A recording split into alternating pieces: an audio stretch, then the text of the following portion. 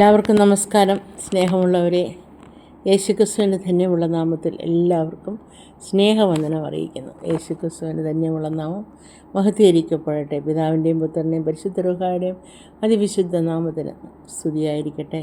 ഇന്ന് നമ്മുടെ ചിന്തയ്ക്ക് ആധാരമായിട്ട് എടുത്തിരിക്കുന്നത് വിശുദ്ധ ലൂക്കോസിൻ്റെ സുവിശേഷം 15-ാം അധ്യായത്തിലെ 11 തൊട്ട് ഉള്ള വാക്യങ്ങളാണ്. 32 വരെയുള്ള വാക്യങ്ങളാണ്. 11 തൊട്ട് 32 വരെയുള്ള വാക്യങ്ങളാണ് നമ്മുടെ ചിന്തയ്ക്ക് ആധാരമായിട്ട് എടുത്തിരിക്കുന്നത്. അപ്പോൾ യേശുക്രിസ്തു പല കാര്യങ്ങളും ഉപമകളാലാണ് ശിഷ്യന്മാരെ പഠിപ്പിച്ചിരുന്നത്. അപ്പോൾ അങ്ങനെ പഠിപ്പിക്കുമ്പോൾ അവർക്ക് കൂടുതൽ മനസ്സിലാക്കാനുള്ള വിവരം ഉണ്ടാകും. അവരതിൽ വളരെയധികം വിസ്മയിച്ച് ജാഗ്രതയോടെ എല്ലാം കേട്ടുകൊണ്ടിരുന്ന ഒരു സമയമായിരുന്നു കർത്താവിൻ്റെ പരസ്യ ശുശ്രൂഷയിൽ. അപ്പോൾ വിശുദ്ധ ലൂക്കോസിൻ്റെ സുവിശേഷത്തിൽ 15-ാം അധ്യായത്തിൽ ഒരു മുടിയനായ പുത്രനെക്കുറിച്ച് പറയുന്നുണ്ട്. ഒരു മനുഷ്യന് 2 പുത്രന്മാരുണ്ടായിരുന്നു. അതിൽ ഇളയവൻ അപ്പനോട്, അപ്പ, വസ്തുവകൾ എനിക്ക് വരേണ്ട പങ്ക് എനിക്ക് തരണം എന്ന് പറഞ്ഞ് അവർക്ക് പകുത്തു കൊടുത്തു. അപ്പോൾ ഇളയ മകൻ പറഞ്ഞു, അപ്പ എനിക്ക് എൻ്റെ പങ്ക് എനിക്ക് തരണം, എനിക്ക് തന്നേ പറ്റത്തുള്ളൂ എന്ന് പറഞ്ഞ് അപ്പനെ നിർബന്ധിക്കുകയാണ്. അപ്പോൾ അപ്പൻ അവർക്ക് കൊടുത്തു. അവർക്ക് പകുത്തു കൊടുത്തു. ഏറെ നാൾ കഴിയും മുമ്പേ ഇളയ മകൻ സ്ഥലവും സ്വരൂപിച്ച് ദൂരദേശത്തേക്ക് യാത്രയായി. അവിടെ ദുർനടപ്പുകാരനായിട്ട് ജീവിച്ചു. അദ്ദേഹം പൈസയൊക്കെ അപ്പൻ്റെ കയ്യിൽ നിന്ന് വാങ്ങിച്ചിട്ട് വളരെ ദൂരെ ഒരു ദേശത്ത് പോയി ദുർനടപ്പുകാരനായിട്ട് ജീവിച്ചു. വസ്തു നാനാവിധമാക്കി കളഞ്ഞു. അവൻ്റെ കൊടുത്ത സ്വത്തുക്കളെല്ലാം നശിപ്പിച്ചു കളഞ്ഞു. എല്ലാം ചെലവഴിച്ച ശേഷം ആ ദേശത്ത് ഒരു കഠിന ക്ഷാമം ഉണ്ടായി. അവന് മുട്ട് വന്നു തുടങ്ങി. ആ കഠിന ക്ഷാമമായപ്പോൾ അവന് മുട്ട് വന്നു തുടങ്ങി. അവന് ആ ദേശത്തിലെ പൗരന്മാരിൽ ഒരുത്തനെ ചെന്ന് ആശ്രയിച്ചു. അവനെ എന്ത് ചെയ്യുന്നറിയാമോ? അവന് പന്നികളെ മേയ്ക്കാനായിട്ട് അവന് നിയോഗിച്ചു. പന്നികളെ മേയ്ക്കാനായിട്ട് നിയോഗിച്ചു. പന്നി തിന്നുന്ന വസ്തു കൊണ്ട് വയറ് നിറച്ചപ്പോൾ അവൻ ആഗ്രഹിച്ചു, അയ്യോ, എൻ്റെ പിതാവ് അവന് സുബോധം വന്നു. ആരും അവന് ഒന്നും കൊടുത്തില്ല. അവൻ പന്നികളുടെ തീറ്റ തന്നെയായിരുന്നു തിന്നുന്നത്. അപ്പോൾ സുബോധം വന്നിട്ട് എൻ്റെ അപ്പൻ്റെ പേർക്ക് എത്ര കൂലിക്കാരുണ്ട്, അവർ തിന്ന് ശേഷിപ്പിക്കുന്നു, ഞാനോ വിശപ്പ് കൊണ്ട് നശിച്ചു പോകുന്നു. ഞാൻ എഴുന്നേറ്റ് എൻ്റെ അപ്പൻ്റെ അടുക്കൽ ചെന്നു, അപ്പാ, ഞാൻ സ്വർഗത്തോളം നിന്നോടും പാപം ചെയ്തിരിക്കുന്നു. ഇനി നിൻ്റെ മകനെന്ന പേര് ഞാൻ അയോഗ്യനല്ല.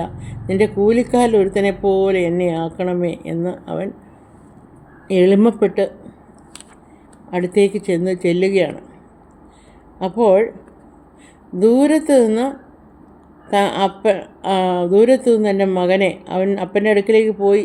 ദൂരത്ത് നിന്ന് എൻ്റെ അപ്പൻ മകനെ കണ്ടപ്പോൾ മനസ്സിൽ ഓടിച്ചെന്ന് അവനെ കെട്ടിപ്പിടിച്ച് അവനെ ചുംബിച്ചു. അവരോടപ്പാ, ഞാൻ സ്വർഗത്തോളം നിന്നോട് ഞാൻ പാപം ചെയ്തിരിക്കുന്നു. ഇനി എൻ്റെ മകൻ എന്നെ വിളിക്കപ്പെടുവാൻ ഞാൻ യോഗ്യനല്ല എന്ന് പറഞ്ഞു. അപ്പൻ തൻ്റെ ദാസന്മാരോട് വേഗം ചെന്ന് മേത്തരം ഒരു അങ്കി കൊണ്ടുവന്ന് അവനെ ധരിപ്പിക്കുക. അവൻ്റെ കൈക്ക് മോതിരവും ഒക്കെ ഇട്ട് കാലിന് ചെരുപ്പൊക്കെ ഇട്ട് ഒരു തടുപ്പിച്ച കാളക്കുട്ടിയെ അറുത്തുകൊണ്ട് വന്ന് അറുപ്പിന്ന് തിന്ന് ആനന്ദിക്കുക എന്ന് പറഞ്ഞ് ആ അപ്പൻ ഒരു വലിയ വിരുന്നൊരുക്കുകയാണ്. എൻ്റെ മകൻ മരിച്ചവനായിരുന്നു, വീണ്ടും ജീവിച്ചു, കാണാതെ പോയിരുന്നു, കണ്ടുകിട്ടിയിരിക്കുന്നു എന്ന് പറഞ്ഞു. അങ്ങനെ അവൻ ആനന്ദിച്ചു തുടങ്ങി. അവൻ്റെ മൂത്ത മകൻ വയലിലായിരുന്നു. അവൻ വീട്ടിൽ ചെന്നപ്പോൾ ഭയങ്കര അവിടെ നൃത്തവും കൊട്ടും ആരവവും ഒക്കെ കേട്ടപ്പോൾ ചോദിച്ചു, എന്താ സംഭവിക്കുന്നത്? അപ്പോൾ അവൻ പറഞ്ഞു, നിൻ്റെ കാണാതെ പോയ നിൻ്റെ മകൻ കണ്ടുകിട്ടി. അവനോട് എത്ര കാലം അവന് പെട്ടെന്ന് ദേഷ്യം വന്നു. അവനകത്ത് ചെന്ന് മനസ്സിലാകുന്ന അപ്പനെ പുറത്ത് വന്ന് അവനോട് അപേക്ഷിച്ചു. അപ്പനോട്, ഇത്രയും കാലമായി ഞാൻ നിന്നെ സേവിക്കുന്നത്, നിൻ്റെ കൽപ്പന ഒരിക്കലും ലംഘിച്ചിട്ടില്ല.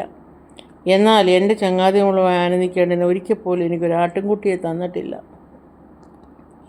വേശ്യകളോടുകൂടി നിൻ്റെ മുതൽ നശിപ്പിച്ചു കളഞ്ഞ ഈ മകനെ വന്നപ്പോൾ തടിപ്പിച്ച കാളക്കുട്ടിയെ അവന് വേണ്ടി അറുത്തുവല്ലോ എന്ന് ഉത്തരം പറഞ്ഞു. അതിന് അപ്പൻ എന്താണ് പറഞ്ഞത്? അപ്പൻ പറഞ്ഞു, മകനെ, നീ എപ്പോഴും എന്നോട് കൂടിയുണ്ട്, എനിക്കുള്ളതെല്ലാം നിൻ്റേതാകുന്നു. നിൻ്റെ ഈ സഹോദരൻ മരിച്ചവനായിരുന്നു, നീ വീണ്ടും ജീവിച്ചു, കാണാതെ പോയിരുന്നു, കണ്ടുകിട്ടി, അയാൾ ആനന്ദിച്ച് സന്തോഷിക്കുക എന്ന ആവശ്യമായിരിക്കണമെന്ന് പറഞ്ഞു. അപ്പോൾ ഇതിൽ നിന്ന് നമുക്ക് എന്താണ് മനസ്സിലാക്കുന്നത്? നമ്മൾ കർത്താവ് ഒരു പാപിയായ മനുഷ്യൻ, അവന് എല്ലാം നേടി, അപ്പനോട് വഴക്കുണ്ടാക്കി അവൻ്റെ സ്വത്തുവകളെല്ലാം നേടി അവൻ ദൂർത്തടിച്ച്, വേശ്യകളോടുകൂടി വസിച്ച് ദൂർത്തടിച്ച് അവൻ അന്യദേശത്തെല്ലാം പാഴാക്കിക്കളഞ്ഞ് അവനവിടെ വെച്ച് അനുതപിക്കുകയാണ്. അനുതാപമുള്ളൊരു ഹൃദയത്തോടു കൂടി വരികയാണ്. അപ്പോൾ ഒരു പാപി അനുതപിച്ചാൽ അവിടെ വലിയൊരു സന്തോഷമുണ്ടാകും. എത്ര തന്നെ നിങ്ങളുടെ തെറ്റുകൾ കടും ചുവപ്പായാലും ആ പാപി അനുതപിച്ചു കഴിഞ്ഞാൽ സ്വർഗത്തിൽ സന്തോഷമുണ്ടാകും, അല്ലേ? അപ്പം മൂത്ത മകൻ ഇതൊക്കെ കണ്ടിട്ട് ഭയങ്കരമായിട്ട് വിഷമിച്ചു. ഞാൻ എൻ്റെ ചങ്ങാതിമാരുമായിട്ട് ഒന്ന് ആനന്ദിക്കാൻ ഒരു ചെറിയ ആട്ടിൻകുട്ടിയെപ്പോലും എൻ്റെ അപ്പൻ എനിക്ക് തന്നിട്ടില്ല. പക്ഷേ എൻ്റെ സഹോദരൻ, ദൂർത്തടിക്കാരനായ സഹോദരൻ വന്നപ്പോൾ അവന് എല്ലാം അപ്പൻ കൊടുത്തു, അവനെ ഇതാക്കി എന്ന് പറഞ്ഞ് അവൻ ദേഷ്യപ്പെട്ടു. അപ്പം മകനെ, നീ എപ്പോഴും എൻ്റെ കൂടെയുണ്ട്, ഇതെല്ലാം നിൻ്റേതാകുന്നു. അവൻ മരിച്ചവനായിരുന്നു, ഇന്ന് അവൻ ജീവിച്ചു. അപ്പോൾ അവൻ അനുതപിച്ചു എന്നുള്ളതാണ്. അനുതപിച്ച് അവൻ്റെ തെറ്റുകളെ മനസ്സിലാക്കി അനുതാപമുള്ളൊരു ഹൃദയത്തിലേക്ക്, അപ്പൻ്റെ അടുക്കിലേക്ക് വരികയാണ്. അപ്പോൾ ഇതുപോലെയാണ് ഒരു പാപി ഈ മനസാന്തരത്തിൻ്റെ അനുഭവത്തിലേക്ക് വരുമ്പോൾ നമ്മുടെ കർത്താവും ഇതുപോലെയാണ് ചെയ്യുന്നത്. സ്വർഗത്തിലെന്നും സന്തോഷമുണ്ടാകും. അപ്പോൾ അനുതാപമുള്ള പാപി അനുതപിച്ചാൽ നിങ്ങളുടെ തന്നെ തെറ്റുകൾ എത്ര തന്നെ ആയിരിക്കാമല്ലോ. നിങ്ങൾ പിടിച്ചുപറിക്കാരായിരിക്കാം, സഹോദരനെ വഞ്ചിച്ചവനായിരിക്കാം, സഹോദരൻ്റെ മുതൽ തട്ടിപ്പറിച്ചവനായിരിക്കാം, അവനെ മനസ്സമാധാനത്തോടെ ജീവിക്കാൻ അനുവദിക്കാത്തവനായിരിക്കാം. പക്ഷെങ്കിൽ നീ അനുതപിക്കുക. നീ എത്ര തന്നെ തെറ്റ് ചെയ്തു, നീ എത്ര തന്നെ തെറ്റ് ചെയ്താലും നീ ദൈവത്തിൻ്റെ മുമ്പിൽ അനുതപിക്കുക. ഒരിക്കൽ സ്നാനപ്പെട്ട് രക്ഷയുടെ അനുഭവത്തിലേക്ക് വന്ന് തിരിച്ചു പോയവൻ പറയുന്നുണ്ട്, രക്ഷയുടെ അനുഭവത്തിലേക്ക് വന്നവൻ, കലപ്പയ്ക്ക് കൈക്ക് വെക്കുന്നവൻ പുറമോട്ട് പോയവൻ സ്വർഗരാജ്യത്തിന് അവകാശികളല്ല എന്ന് ദൈവം പറഞ്ഞിട്ടുണ്ട്. പക്ഷെങ്കിൽ അവൻ യഥാർത്ഥത്തിൽ അവൻ അനുതപിച്ച് ദൈവത്തിൻ്റെ അടുക്കിലേക്ക് വീണ്ടും വരികയാണെങ്കിൽ തീർച്ചയായിട്ടും ദൈവം അവനെ കൈക്കൊള്ളും, അവൻ്റെ പാപങ്ങളെല്ലാം ക്ഷമിക്കും, അവനെ സ്വർഗത്തിൽ വലിയൊരു മഹാസന്തോഷം ഉണ്ടാകും. അവന് നശിച്ചു പോകാതെ, നരകത്തിലേക്ക് പോകാതെ അവന് നിത്യജീവൻ പ്രാപിക്കുവാൻ തക്കവണ്ണം അവനെ ഒരുങ്ങിയാൽ, അവൻ്റെ ഹൃദയത്തെ ശോധന ചെയ്ത പാപങ്ങളെക്കുറിച്ച് അനുതപിച്ച് മുന്നോട്ട് വന്നാൽ തീർച്ചയായിട്ടും ദൈവം അവനെ സ്വർഗത്തിൽ കൈക്കൊള്ളും. അവിടെ സ്വർഗത്തിലൊരു മഹാസന്തോഷം ഉണ്ടാകും. നീതിമാന്മാരെ അല്ല, പാപികളെ രക്ഷിക്കാനായിട്ടാണ് കർത്താവ് ഈ ലോകത്തിലേക്ക് വന്നത്. അപ്പോൾ ഒരുവൻ എത്ര തന്നെ പാപം ചെയ്ത് കടുഞ്ഞോപ്പായിരുന്നില്ല, അവൻ യഥാർത്ഥ അവൻ്റെ മനസ്സിൽ അനുതപിച്ച്, ദുഃഖത്തോടെ അനുതപിച്ച് കർത്താവിൻ്റെ അടുക്കിലേക്ക് കണ്ണുനീരോടുകൂടി വന്നാൽ തീർച്ചയായിട്ടും ദൈവം അവനെ കൈക്കൊള്ളും. നമുക്ക് ഒരു രക്ഷകൻ മാത്രമേ ഉള്ളൂ. യേശു എന്ന രക്ഷകൻ മാത്രമേ നമുക്കുള്ളൂ. യേശു എന്ന മധ്യസ്ഥൻ മാത്രമേ നമുക്കുള്ളൂ. നമ്മുടെ പിതാവിൻ്റെ അടുക്കിലേക്ക് പോകണമെന്നുണ്ടെങ്കിൽ നമുക്ക് ആ മധ്യസ്ഥനിൽ കൂടി മാത്രമേ പോകാൻ പറ്റുള്ളൂ. പിതാവും പുത്രനും പരിശുദ്ധരായും ത്രിയേക ദൈവം ഒന്നാണ്.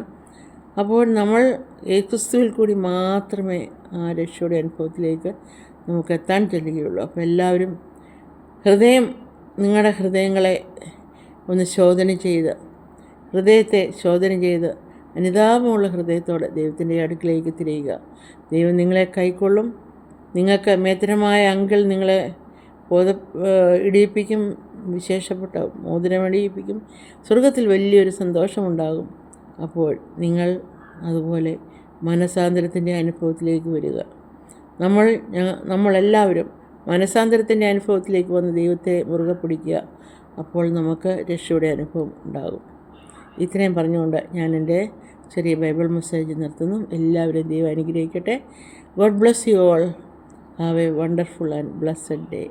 Bye bye.